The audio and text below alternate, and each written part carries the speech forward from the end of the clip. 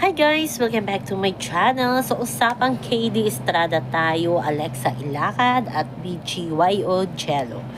So, nung nakaraan, naging trending itong si KD Estrada sa kanyang Facebook Live ata yun or Facebook post niya yun, yung kantang Wala Na Bang Pag-ibig, na may something daw na may pinatatamaan. Gaano ito katotoo? Marami ang kinilig at sinabi ng mga fans nila ni Alexa na para ba yan kay Alexa yung kantang Wala Ng Pag-ibig?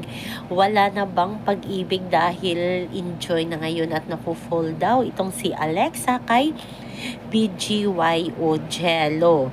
So, maraming mga netizen ang nagsabi na akin ka na lang KD kasi masaya na si Alexa kay Jello. Pero yung KD Leaks talaga sinasabi at naniniwala na si Alexa pa din na si KD, pero tago daw, secret.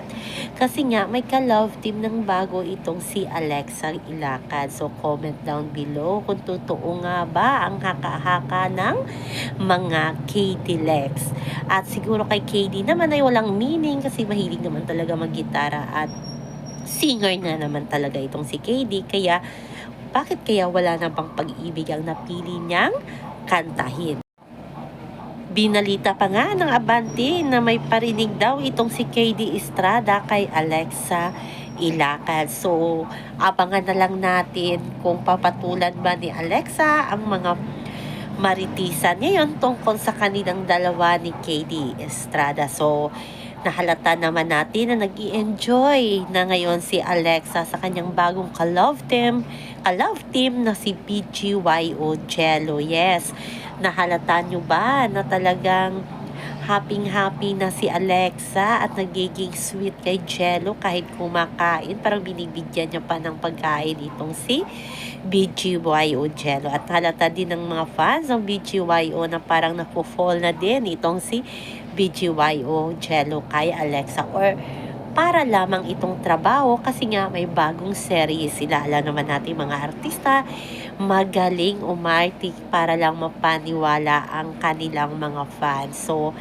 abangan na lang natin kung saan hahantong ang malalalim na pagsasamahan ni Alexa at ni BGYO Jello, at paano na nga ba si KD Estrada, kasi hanggang ngayon hindi rin nagsasalita si KD about sa estado ng kanilang relasyon ni Alexa Ilacad. Yan ang ating pakaabangan guys, kung magsasalita nga ba si KD tungkol sa kanila ni Alexa or talagang tahimik lamang itong si KD.